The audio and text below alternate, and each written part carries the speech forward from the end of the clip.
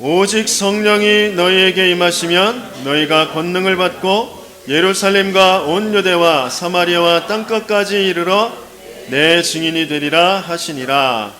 아멘. 너희라는 거기에 자기 이름을 넣어서 다시 한번 읽겠습니다. 오직 성령이 영태에게 임하시면 영태가 권능을 받고 예루살렘과 온 유대와 사마리아와 땅끝까지 이르러 내 증인이 되리라 하시니라. 아멘. 하나님께서 저와 여러분들을 가장 축복된 하나님의 이유를 아는, 하나님의 계획을 알고 하나님을 아는 그런 하나님의 형상으로 만드셨고요. 또 그것을 잃어버린 죄와 저주, 재앙 가운데, 영원한 멸망 가운데 빠졌을 때에 그리스도를 통하여서 그것을 회복하는 그 어마어마한 은혜의 약속을 주셨고 그것을 이루어 주셨습니다. 이유 없는 무덤이 없다고 하죠. 모든 사람의 삶에 있어서 왜 왔는지는 잘 몰라요. 그런데 어떻게 죽었는지 그 부분에 대해서는 이유가 다 있다라는 거예요. 그래서 이유 없는 무덤이 없다. 그런데 우리는 날 때부터 이유를 가지고 태어났습니다. 하나님의 절대적인 그 계획 가운데에, 하나님의 절대적인 그 능력 가운데에 우리는 창조되었고 태어난 것. 그래서 하나님 앞에서 우리 인생에 대한 참된 이유를 찾지 못하면 끊임없이 흔들릴 수밖에 없고 방황할 수밖에 없고 뭔가 이룬 것 같아도 또다시 허전하고 허무하고 길을 또 나서야 되는 그런 상황에 있게 되어집니다. 우리는 복음을 놓쳐버리면, 하나님을 모르게 되어지면 자꾸 틀린 것, 다른 것, 세상이, 사탄이 속이는 것, 그게 진짜인 줄 알고 그게 좋은 것인 줄 알고 거기에 집착하면서 거기에 종노릇하면서 영원한 멸망의 그 길에 있을 수밖에 없게 되어집니다. 그래서 우리는 하나님께서 그런 하나님 모르고 틀린 것, 다른 것, 사탄이 속이는 그 거짓 것, 그것의 영원한 멸망 속으로 치닫고 있는 가정, 가문을, 또 지역을, 시대를 살릴 하나님의 계획을 가지고 하나님의 그 축복의 응답의 그런 모델이 되어질 교회의 주역으로 저와 여러분들을 하나님께서는 부르신 줄 믿습니다. 우리는 시대 살릴 주역들이, 우리는 가문을 살릴 모델들입니다. 분명히 우리의 후대들 앞에 증인으로 하나님께서는 서게 하실 것입니다. 이런 이유를 찾지 못하면, 아니면 이런 이유가 내 삶에, 내 생각과 마음에 바르게 각인되어지고 뿌리되어지고 체질이 되어지지 못하면 자꾸 현실에 적응하면서 나도 모르게 혼란한 그런 삶을 살게 돼요. 우리 아이들이 삼중생활을 한다고 그러잖아요. 아이들뿐만 아니라 우리 모든 사람들이 다 그렇습니다. 교회 안에서의 모습 다르고 직장에서의 모습 다르고 가정에서의 모습이 다 달라요. 아이들은 교회에서, 가정에서, 학교에서 모습이 다 다르죠. 어떤 아이는 집에서는 너무너무 착해, 말도 너무너무 잘 들어. 그런데 학교에만 가면, 친구들과 같이 있기만 하면 뭔가 다르게 행동을 하죠. 막 까불고 또 오버하고, 아니면 자기보다 약한 아이들 괴롭히고 왕따시키고 폭력적으로 이렇게 바뀌는 그런 아이들도 있습니다. 그걸 저라고는 말 못하겠고 그런 사람들이 있어요. 또 어떤 사람은 교회에서 너무너무 헌신 봉사 잘해요. 그리고 만나는 사람마다 좋은 말만 해요. 칭찬만 해요. 그래서 그 사람을 천사인 줄 알아요. 그런데 집에만 들어가면 집에 그 자기 자녀들, 또 자기의 배우자들이 그 사람을 그 핸드폰에 뭐라고 찍어 놓냐면 대왕마귀 이렇게 찍어 놔요. 못된 놈, 그놈 뭐 그러면서 그렇게 찍어 놓는단 말이에요. 왜 그러느냐? 그렇죠? 교회에서 모습, 집에서 모습 완전히 다르죠. 또 직장에서는 상사, 또 동료, 부하, 그 직원들과 너무 잘 지내고 그들의 대소사도 잘 챙기고 또 굳은 일도 다 하고 그러면서 집안에서는 설거지 한번 안 하고 형광등이 나갔어도 절대 그거 손 안 대고 그러는 사람이 있다. 왜 그러냐? 물론 나름대로 뭐 조금씩 뭐 여러 가지 육신적인 그런 이유들도 있겠지만 그 전체가 다 삶의 균형이 잡혀지지 않아서 삶의 균형을, 이 삼중 생활을 청산하고 삶의 균형을 잡을 수 있는 가장 중요한 방법이 뭐냐면 말씀을 따라가는 거예요.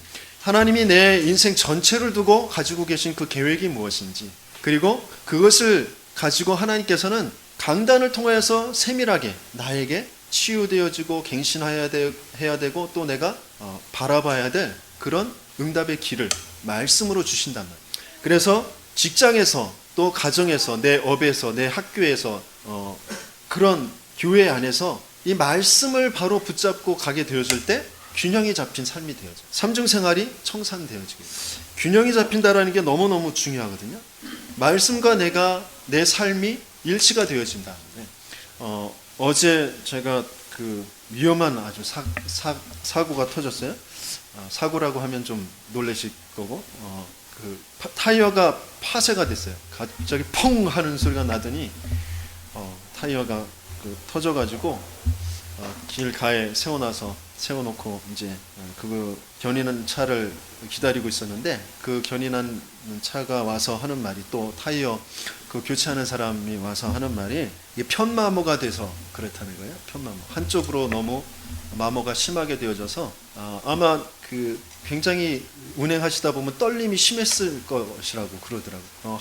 며칠 좀 많이 이렇게 떨리고 뭐 소리도 많이 나고 그랬어요. 근데 그게 전에 수리를 할 때 어떤 다른 부속에 문제가 있을지도 모른다, 그런 말을 들어서 혹시 그게 문제인가, 그래서 빨리 그 카센터에 가서 수리를 한번 봐야 되겠다, 그렇게 생각하고 있었는데 타이어 생각은 전혀 못하고 있었어요. 근데 이 타이어가 균형이 안 잡히니까 한쪽으로 너무 많이 마모가 되어져서 터졌다라는 거죠.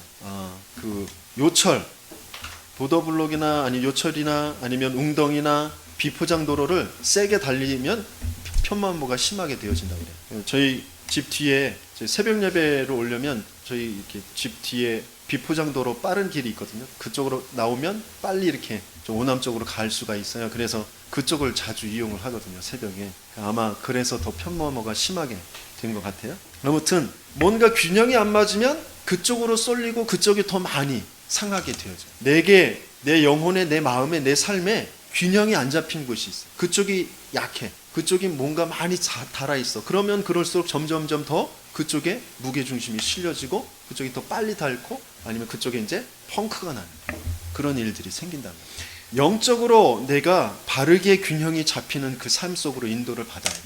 내게 사단이 공격할 만한 약점이 되어질 그 부분이 빨리 없어져야 돼요. 그래서 균형이 잡힌 삶이 되어져요. 그래서 말씀 따로 내 가정, 내 업 따로가 아니라 그 말씀이 내 가정과 내 인생과 내 업과 내 교회 안에서의 신앙생활, 그 모든 것들이 일치가 되어지다. 그렇게 되어져야 되죠. 그래서 강단 말씀을 통해서, 그래서 이제 구체적으로 하나님이 내게 말씀하신 것이 무엇인지, 내가 해야 될 것이 무엇인지, 그런 미션을 찾아내야 된다.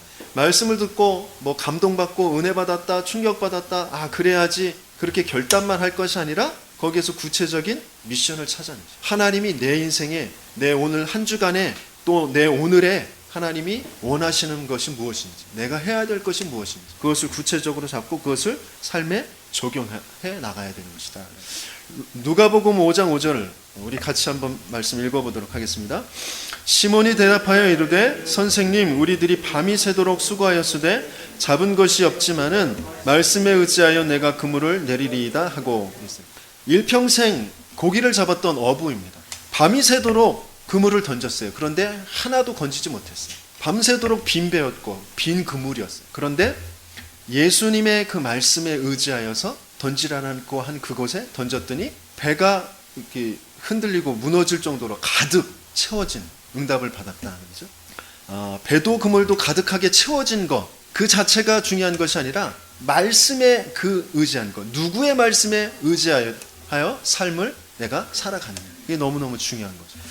이 베드로에게 찾아오셔서 이 처음 만남의 현장에서 이런 사건이 있었어요. 그런데 이런 똑같은 사건이 언제 또 있게 되어지냐면, 부활하신 그리스도, 예수님이 십자가에 못 박히실 때 모든 제자들이 다 뿔뿔이 흩어졌어요. 그런데 부활하신 그리스도가 또 베드로를 찾아오실 때, 고기 잡고 있을 때 또 찾아오셨어요. 그래서 이때 하신 말씀이, 첫 번에 하신 말씀이, 나를 따라오너라, 내가 너희로 사람을 낚는 어부가 되게 하리라. 그리고 마지막에 찾아오셔서는, 네가 나를 사랑하느냐? 내 어린 양을 먹이라, 내 어린 양을 치라. 그렇게 말씀하셨습니다. 그래서 이 그 물고기, 배, 이 그물, 이게 굉장히 예수님의 공생애와 또 예수님의 전체의 그 복음에서 중요한 그런 의미를 가지고 제자들을 이끌어 가셨던 그런 부분입니다. 천국에 대해서 설명하실 때에도 그 그물을 가지고 말씀을 주셨어요. 아무튼 내 인생 빈배, 빈그물 인생이었던 그 베드로에게 말씀을 주셔서 그 말씀 따라갈 때에 가득 채워주는 응답을 받았던 것처럼 내 인생에 뭔가 비어져 있는 것, 내 인생에 뭔가 지금 허무하게 되어져 있는 것, 말씀을 따라가시다 보면 그것이 채워지는 응답을 분명히 받게 되어질 줄 믿습니다. 바울도 분명히 그랬어요. 선장과 그 백부장이 자기들의 그런 경험과 그런 과학적인 그런 지식과 뭐 이런 것들 가지고 그 항해를 추진을 했고 또 풍랑이 왔을 때에 그것을 해결해 보려고 뭐 다 물건들을 다 버리고 그런 여러 가지의 노력들을 해왔습니다. 하지만 그 풍랑이 그 배를 삼키는 것을 막을 수는 없었던 것. 그런데 이 바울이 이렇게 말씀하고 있습니다. 사도행전 27장 25절 같이 읽습니다. 그러므로 여러분이여 안심하라. 나는 내게 말씀하신 그대로 되리라고 하나님을 믿노라 그랬어요. 뭐라고 말씀하셨죠? 바울아 두려워 말라. 네가 가이사 앞에 서야 하겠다 그랬어요.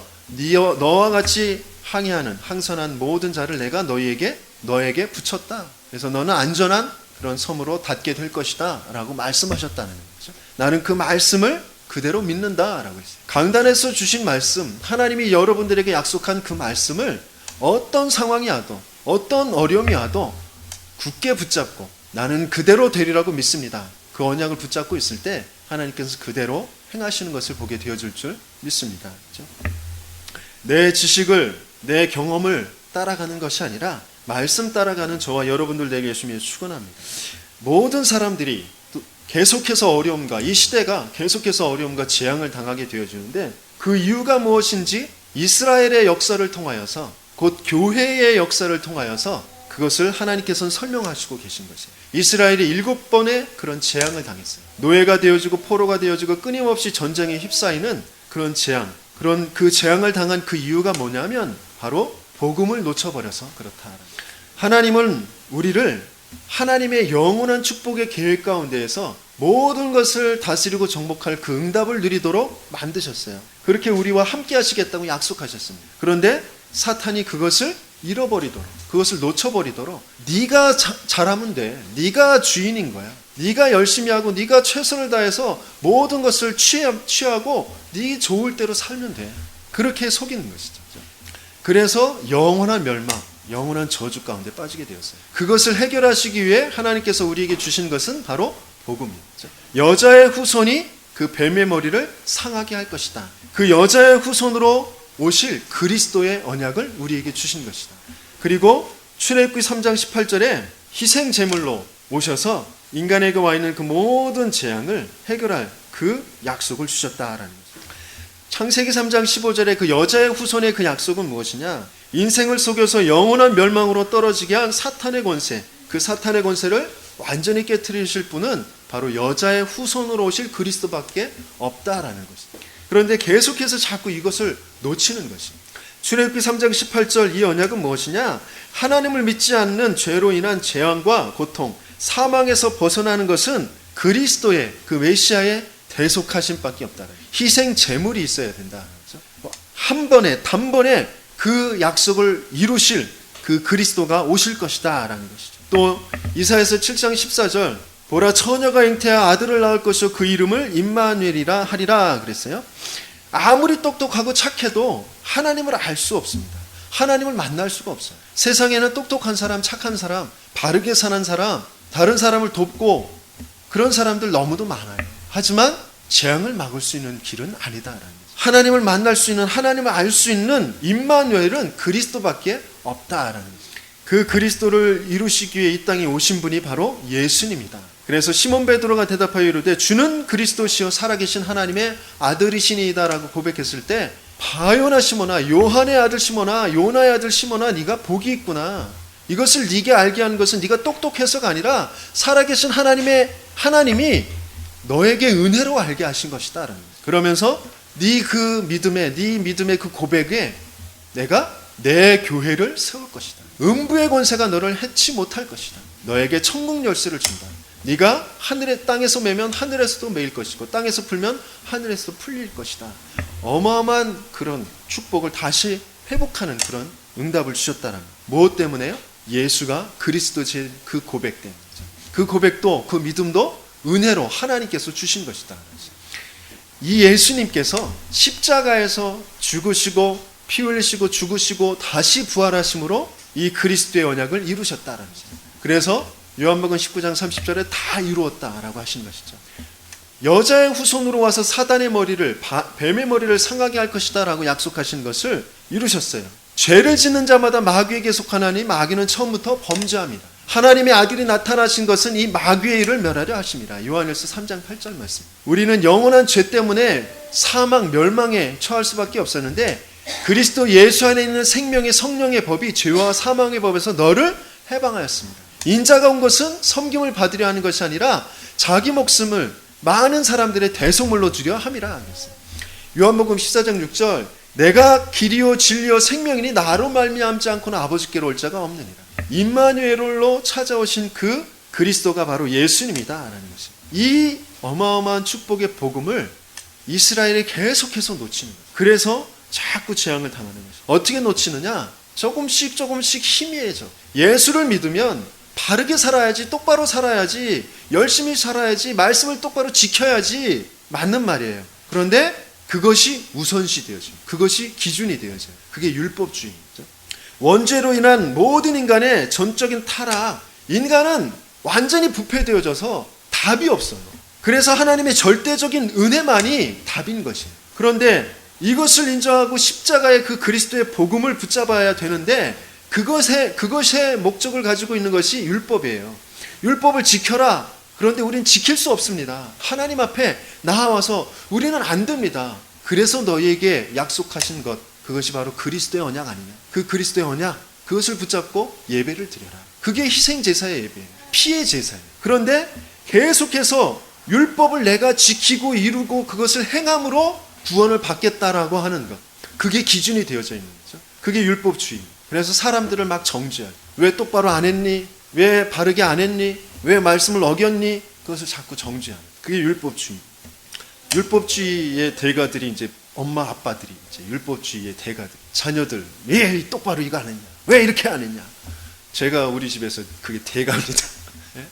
그게 그렇게 바르게 하고 똑바로 하면 성공할 것이라고 생각하고, 그리고 응답받을 것이라고 생각하고, 그게 하나님 앞에 잘하는 것이라고 그렇게 생각합니다. 물론 맞아요. 하지만 더 중요한 건 근본적으로 우리에겐 하나님의 은혜가 필요하다. 그리스도가 필요하다라는 것을 알아야 돼요. 그러면서 자녀들에게 이것을 왜 똑바로 안 했냐 지적도 해야 되겠지만, 그것이 똑바로 되어지지 않는 그 이유는 근본적으로 우리가 은혜가 필요하다.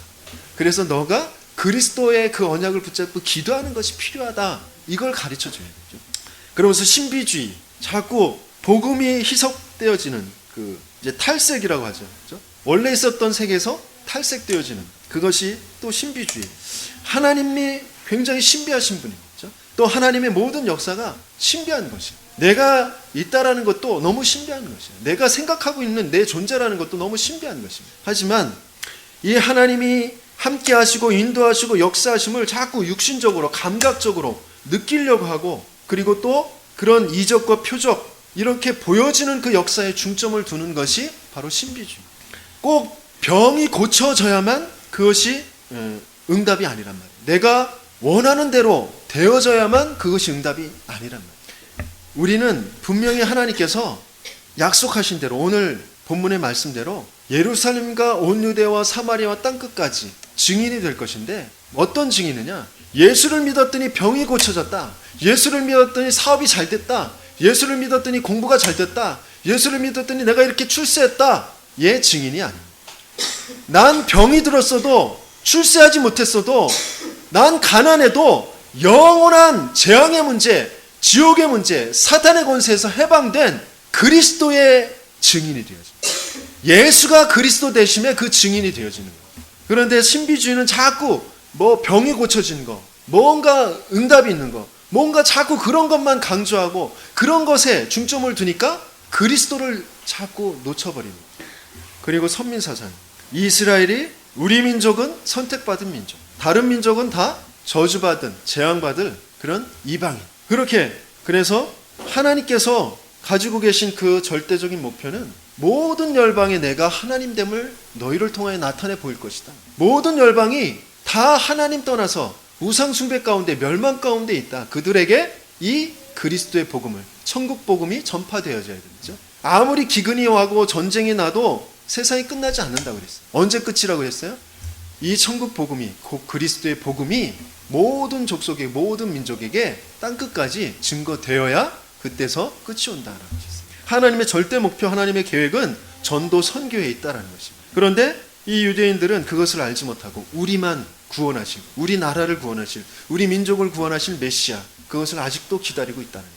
세계를 지금 정복하고 있는, 세계의 경제의 3분의 1을 가지고 있는 게 유대인이지만, 하지만 저들은 지금 복음을 놓쳐버렸기 때문에 멸망 속에 있다는 거예요. 왜 그렇게 수없이 많은 고통을 당했는지 알지 못해요. 그래서 이 점점점 희미해지더니 어떻게 돼요? 결국에는 다른 것으로 변색되어져요. 복음이 기복신앙이 되어져요. 육신적인 그 복을 받는 것이 이 목적이 되어지는 기복적인 신앙으로 바뀌어져요. 모든 종교는 다 복받는 그런 종교로.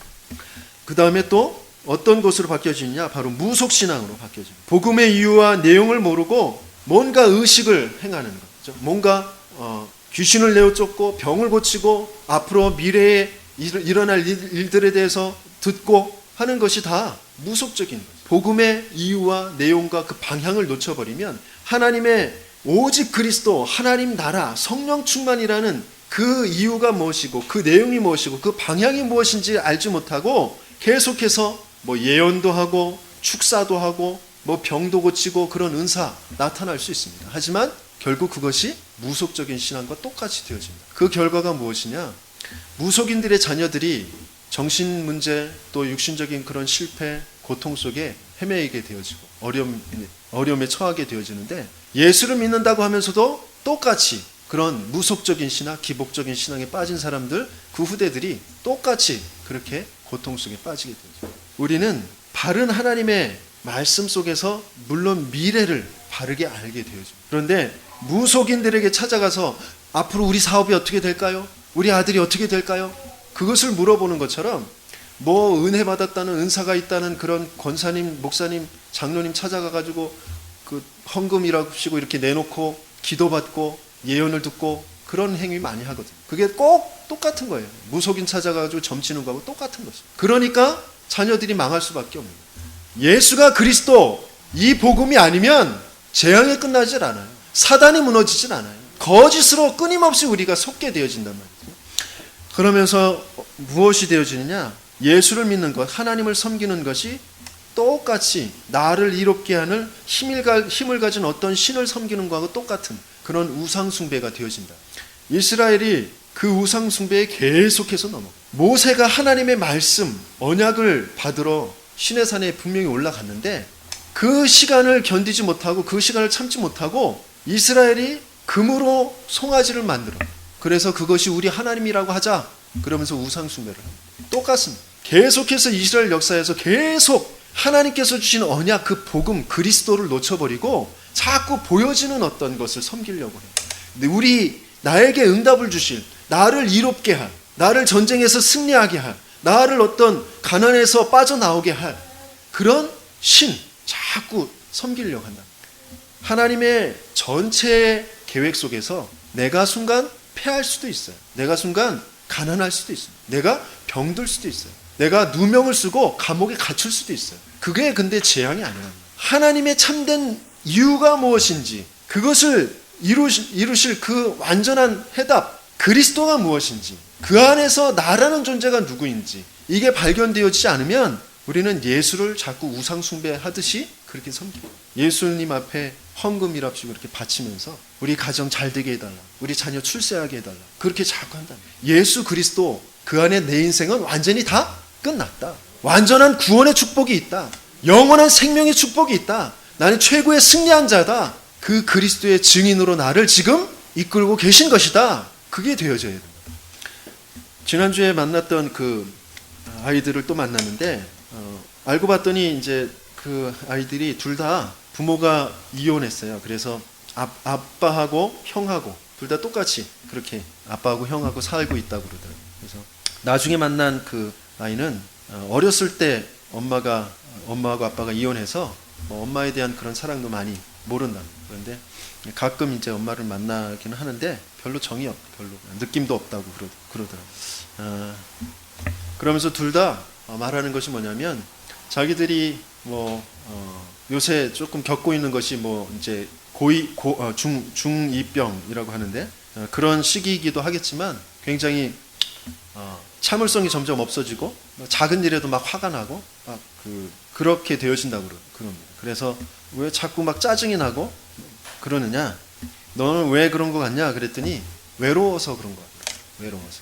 그 말이 맞을 수 있겠죠. 그죠? 정서적으로 사랑을 많이 받아야 되는데 가정이 조금 평안한 그런 상태에 있어야 되는데 가정도 깨어져 있고 부모의 사랑도 많이 받지 못했고 가정 형편도 안 좋고 그러니까 뭔가 자꾸 불안하고 그런 것들이 외롭고 이런 것들이 이제 자기를 힘들게 할 수 있겠죠. 하지만 그것도 속고 있는 거. 부모가 이혼해서 우리 집이 가난해서 부모가 날마다 싸워서 내가 불안하고 또 외롭고 힘든 것이 아니라 내가 하나님 떠나 있는 상태에서 부모의 사랑에 집착하고 있기 때문에 내가 하나님 떠나서 어떤 환경에 내가 자꾸 집착하고 있기 때문에 그렇게 되어지는 것이다. 어린 사무엘은 부모를 떠나서 응답받았어요. 노예로 팔려간 요셉은 그 안에서 최고의 응답을 받았습니다. 물론 아이에게 부모라는 절대적인 그런 이유는 하나님을 알라고 하나님께서는 부모를 만들어 주셨어요. 그래서 부모가 자녀들을 잘 양육해야 됩니다. 그런데 우리가 그 모든 전체적인 것들을 가지고 이 이스라엘 백성들이 이 모든 복음을 놓쳐버리고 율법주의, 신비주의, 선민사상, 또 기복신앙, 무속신앙, 이 우상숭배에 빠지면서 가지고 있는 공통적인 뭐냐면 나라는 것이에요. 나를 섬기고 있는 거예요. 나 중심 되어져 있는 거예요. 그것에 자꾸 사단이 속이고 공격하고 있기 때문에 자꾸 어려움 속에 빠지고 있는 것이고 그 결과 노예 전쟁포로 속국 2000년 동안 유리방황하는 그런 신세가 되어졌습니다. 육신적으로 쌓아놨던 그 모든 경제 다 빼앗겨 버렸어요. 그렇죠? 솔로몬이 어마어마한 그런 경제를 쌓았거든요. 많은 명성을 얻었거든요. 하지만 그 모든 것들 다 빼앗겨 버렸어요. 강대국의 문화를 그대로 쫓아갈 수밖에 없게 돼요. 원래는 하나님께서 이 이스라엘에게 문화의 그런 전파자로 하나님을 아는 지식의 전파자로 세우신 겁니다. 그런데 이 그리스도의 언약 복음을 놓쳐버리니까 강대국의 다른 나라의 다른 문화의 것을 쫓아서 갈 수밖에 없게 되어집니다. 계속해서 왕과 신하와 모든 사람들이 백성들이 죽임을 당하고 또 불태움을 당하고 빼앗기고 그러면서 나라를 잃어버리고 흩어져서 2000년이라는 세월 가까이 나라를 잃어버린 그런 서름에서 살았어요. 우리나라는 36년 나라를 잃었는데도 어마어마한 타격을 받았잖아요. 지금까지도 그 정신적인 그런 물질적인 그런 타격에서 헤어나오지 못하고 있죠. 그런데 2000년이라는 시간을 나라를 잃어버리고 살았어요. 그런데 하나님께서는 약속하신 대로 다시 이스라엘을 회복해 주셨어요. 왜냐하면 육신적인 이스라엘이 목적이 아니라 영적인 이스라엘들에게 하나님의 약속은 이렇게 성취되어진다는 것을 알게 하시기 위해서 그 말씀 그대로 이루셨던 것이죠. 그래서 우리는 시대마다 하나님께서 이루시는 그 하나님의 일, 하나님의 회복하심, 하나님의 재창조의 역사의 증인으로 저와 여러분들을 세우신 줄 믿습니다. 하나님이 하시는 일, 회복하심, 이 재창조는 무엇이죠? 바로 무너진 곳, 우상숭배하는 그 모든 것들은 무너뜨리고 다시 무너진 곳, 우상숭배로 재앙 때문에 저주 때문에 무너진 곳들을 다시 세우는 것이 바로 회복이며 재창조입니다. 하나님께서 하시겠다고 하신 이 일의 약속인 것이 그곳에 저와 여러분들을 증인으로 세우시는 줄 믿습니다. 또 죽은 곳, 그것을 살려내는 것, 그것이 바로 하나님의 일이에요. 그것에 저와 여러분들을 증인으로 세우시겠다고 하시는 것입니다. 제가 언약으로 붙잡은 것, 저를 부르시면서 또 붙잡게 하신 것이 뭐냐면 예레미야서 1장 1절에서 9절 10절까지 말씀입니다. 그 중에서 9절에서 10절 우리 함께 읽어보도록 하겠습니다. 하나님 여호와께서 그의 손을 내밀어 내 입에 대시며 여호와께서 내게 이르시되 보라 내가 내 말을 내 입에 두었노라. 보라 내가 오늘 너를 여러 나라와 여러 왕국 위에 세워 내가 그것을 뽑고 파괴하며 파멸하고 넘어뜨리며 건설하고 심게 하였느니라 하시니라. 예레미야에게 말씀이 임하였는데 너를 내가 모태에 짓기 전에 너를 구별하고 성별하였다. 너를 열방에 여러 나라의 선지자로 세웠다. 그랬더니 예레미야가 저는 아이라 말할 줄 못합니다. 그렇게 말했어요. 그때 여호와께서 하나님께서 다시 말씀을 주십니다. 너는 아이라 하지 말아라. 내가 네 입에 내 말을 줄 것이다. 네가 어디로 가든지 내가 너와 함께 할 것이다. 약속을 주시면서 이 말씀을 주셨어요. 너는 여러 나라와 여러 왕국 위에 세워 네가 그 우상 그것들을 다 뽑고 파괴하고 파멸하게 하고 넘어뜨리고 그러면서 그 위에 다시 하나님의 나라 그 복음의 문화를 건설하고 심게 할 것이다 라고 하셨습니다. 저도 이 약속을 이제 하나님께서 말씀으로 주셨어요. 걱정하실까봐 제가 말씀을 안 드리려고 했는데 뭐 응답을 받은 것이니까 어제 그 사고는 굉장히 위험할 뻔한 그런 사고였어요. 그러니까 그 사람들이 그러더라고요. 속도가 좀 빨리 달렸으면 전복되어질 그런 사고였다.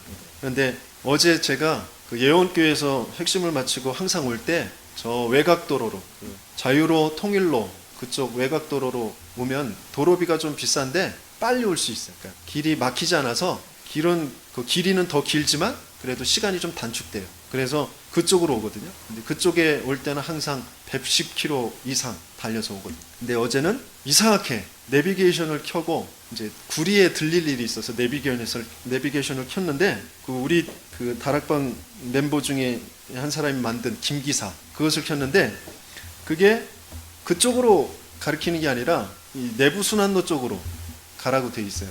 내부 순환로 쪽에 그쪽에 그 굴이 이제 들었을 때 항상 막히거든요. 그래서 그쪽 가기 싫은데 그랬는데 시간을 보니까 1시간 10분 뭐 좀 여유 있게 나와서 또 그쪽이 많이 안 막히나 보다 그런 생각으로 그쪽으로 방향을 향했어요. 그래서 그쪽에서 오다 보니까 그렇게 많이 달리질 않았어요. 쌩쌩 달릴 수가 없었어요. 길이 그렇게 많이 뻥뻥 뚫리질 않았기 때문에. 그래서 자칫 잘못하면 죽을 수도 있었고 불구가 될 수도 있었는데 하나님께서는 이렇게 저를 이끌어 가셨어요. 그래서 참 감사하다라는 생각이 들어요. 그러면서 무엇이 생각이 됐냐면 아직 나를 통해서 말씀 성취하실 그 일들이 남아있으셔서 나를 안 데려가셨나 보다. 그렇게 생각하게 되어졌습니다. 저와 여러분들은 이유가 있게 지금 하나님께서 인도해 가시고 계십니다. 그러니까 어떤 것도 두려워하거나 염려하지 마셔요. 하나님께서는 반드시 여러분들에게 가지고 계신 그 계획을 이루어 가실 것입니다. 예레미야에게 분명히 말씀하셨어요. 세계 열방 앞에 나의 기쁜 이름이 되게 할 것이다. 그렇죠? 그러면서 에스겔서의 말씀을 통하여서 내가 또 내 영을 너희 속에 두어서 너희가 살아나게 하고 내가 또 너희 고국 땅에 두게 할 것이다. 그래서 나 여호와가 이 말을 하고 이룬 줄을 너희가 알게 할 것이다 라고 하셨어요. 이제 우리가 조금만 이제 우리의 결단 속에 우리의 마음 속에 조금 가져야 될 것이 뭐냐면 에스더가 가졌던 그 고백처럼 모르드게가 네가 왕후가 된 것은 이때를 위함이 아니냐라고 했어요. 어떤 때요? 바로 그 유대인 전체가 몰살당할 그 위기 때, 그 재앙의 때를 두고 그 하나님께서 너를 왕후 자리에 있게 한 것이 아니냐. 그러니까 왕에게 찾아가라 이렇게 말하는 것이죠. 그래서 에스더가 나를 위해서 기도해 달라고 하면서 내가 죽으면 죽으리라 라고 하면서 이제 고백을 하게 되어집니다. 저와 여러분들 중요한 하나님의 계획, 과연 하나님은 나를 무엇 때문에 이 자리에 이곳에 있게 하셨을까? 그것을 붙잡게 되어질 때에 많은 응답들을 받게 되어질 줄 믿습니다. 하나님이 준비하신 말씀 성취 응답을 분명히 받게 되어질 줄 믿습니다. 그래서 우리가 이제 조금 가져야 될 것이 뭐냐면 매일 이제 살리는 그 고민을 좀 하셨으면 좋겠어요. 내가 누구에게 무엇을 전달해야 될 것이냐 이것을 두고 좀 고민을 하십니다. 하루를 시작하는 그 아침에 조금 분주하고 여유가 없을 수 있기 때문에 전날 주무시기 전에 한번 생각해 보죠. 내일 나는 누구에게 무엇을 전달하면 좋을까? 말씀을 묵상하시다 보면 말씀 붙잡고 기도하시다 보면 이것들이 이제 잡혀지게 되어집니다. 또 어떻게 전달할 것이냐 어떤 그런 도구를 구체적으로 생각해 보는 것이에요. 사도행전 1장 1절에서 2절 말씀해 보면 데오빌러여 내가 먼저 쓴 글에는 물은 예수께서 행하시며 가르치시기를 시작하신부터 그가 택하신 사도들에게 성령으로 명하시고 승천하신 날까지 이를 기록하였노라 그랬어요. 의사 누가는 예수님의 그 행적과 말씀을 편지로 써서 데오빌로에게 말씀을 전달했습니다. 이것이 엄청난 이제 작품이 되어졌죠. 성경, 정경에 이렇게 택함을 받게 되어졌고 이 말씀은 지금까지도 전도와 선교의 역사 그대로 이제 성취되어져 가고 있습니다. 저와 여러분들이 조금만 내가 누구에게 무엇을 어떻게 전달하면 좋을까, 그것을 생각하게 되어질 때 여러분들이 가지고 있는 많은 것들이 의미가 있게 되어집니다. 주보도, 또 이 말씀 페이퍼도, 또 성경 한 구절 한 구절도 굉장한 의미를 갖게 되어집니다. 하나님이 왜 나에게 이 말씀을 쓰게 하셨는지, 이 말씀이 기억나게 하셨는지, 그런 것이 의미가 있게 되어집니다. 그러면서 그런 것을 가지고 조금만 그 전달의 흐름을 갖게 되어질 때, 마가다락방에 받았던 그런 응답이, 마가다락방에 아무 힘도 없던 그런 사람들이 모였지만 이곳에서부터 하나님의 약속이 성취되어지니까 저 땅끝까지, 저 로마까지 살리게 되어지는 그런 응답이 날마다 더하여진 줄 믿습니다. 그렇죠? 이제 저와 여러분들에게 이 말씀 그대로 하나님께서는 성취해 가실 것입니다. 날마다 성전에 있든지 집에 있든지 뭐를 가르쳐 줬냐? 내가 교회 다녔더니 이렇게 응답받았다, 이렇게 사업이 잘 됐다. 물론 그런 증거도 하나님께서는 주시겠지만 그 증거가 증인이 아니라 예수가 그리스도 되심 가르치시. 바울이 가는 곳마다 뜻을 풀어서 그리스도가 해를 받고 죽은 자 가운데서 다시 살아나야 할 것을 증언하고 이르되 내가 너에게 전하는 이 예수가 곧 그리스도다, 그렇게 전하였습니다. 이제 우리는 하나님께서 우리의 인생 전체를 두고 매일매일의 삶을 두고 하나님께서 뭘 하길 원하시느냐? 일어나서 빛을 전하길 원하십니다. 그렇죠? 빛을 비추기를 원하셔요. 꼭 예수 믿어라, 예수가 그리스도다라 이렇게 전달해서 빛이 비춰지는 것이 아니고, 빛이 비춰지는 그 방법이 있습니다. 그 비춰지는 방법이 무엇이냐면 내가 있는 장소에서 강단의 말씀 그 요약본을 읽어보는 것이, 또 다시 한번 그 음성 그 유튜브에 올려놨거든요. 그것을 다시 들어보는 것. 그것이 빛이 비춰지게 되어지는 것입니다. 내 영혼에게, 내 삶에 먼저 빛이 비춰져야 균형 잡힌 삶이 되어지고, 그리고 하나님의 응답, 인도를 받게 되어집니다. 또 내가 있는 장소에서 말씀 성구를 자꾸 읊조려 보는 거죠. 또 내가 있는 장소에서 기도문을 읽고 기도하는 것, 그게 빛을 비추는 것입니다. 또 내가 있는 장소에서 구원의 길 메시지를 그려보는 것이에요. 주보에 있는 뒤에 있는 그 메시지를 그려보고, 아니면 자기 자신에게 하는 구원의 길, 그 메시지가 저기 있어요. 그것을 읽어보는 거죠. 그게 빛을 비추는 것입니다. 또 빛을 비추는 게 뭐냐? 내가 있는 장소에서 전도 대상자를, 내 주위에 구원받을 사람들을 명단을 적어보고 그들을 품고 기도하는 것입니다. 또 빛을 비추는 것이 뭐냐? 아침에 저녁에 내가 있는 지역을 전도문을 열어달라고 기도하면서 산책하는 것입니다. 운동도 되고 그것이 빛이 비춰지는 것입니다. 아, 우리 지역에 이런 곳이 있었네, 이런 곳이 있었네, 그런 것을 보시면서 또 기도하면서 도실 때에 빛이 비춰지고 흑암이 무너지고 분명히 하나님께서 하시는 하나님의 일을 분명히 체험하며 증인으로 서게 되어질 줄 믿습니다. 그래서 이것을 이제 요약한 것이 바로 3오늘이라는 것입니다. 오늘 하나님께서는 분명히 만군의 여호와께서 맹세하여 이르시되 내 생각이 반드시 되고 내가 경영한 것을 반드시 이루리라 말씀하셨어요. 그렇죠? 하나님의 여호와의 생각이 뭐냐? 여호와의 경영하심이 뭐냐? 오늘 하나님은 하나님이 주신 말씀을 이루시는 줄 믿습니다. 여호와의 생각, 여호와의 경영하심이 뭐냐? 오늘 하나님은 우리의 기도에 응답하시는 줄 믿습니다. 또 여호와의 생각, 여호와의 경영하심이 뭐냐? 오늘 하나님께서는 영혼 구원의 역사를 이루시는 줄 믿습니다. 그 속에 내가 있는 것이 바로 삼오늘이라는 것입니다. 그래서 설교 말씀 중에 성구들이 있어요. 이 성구들을 자꾸 묵상해 보시는, 또 한번 써보는 것, 그게 오늘의 말씀. 그렇죠? 오늘의 기도는 설교 중에 나온 그런 미션, 그렇죠? 또 교회의 강고, 기도 제목, 그것 가지고 기도하는 것입니다. 또 오늘의 전도는 전도 대상자를 품고 하는 것입니다. 이번 주에 여러분들에게 드릴 미션은 주간 스케줄을 한번 짜보세요.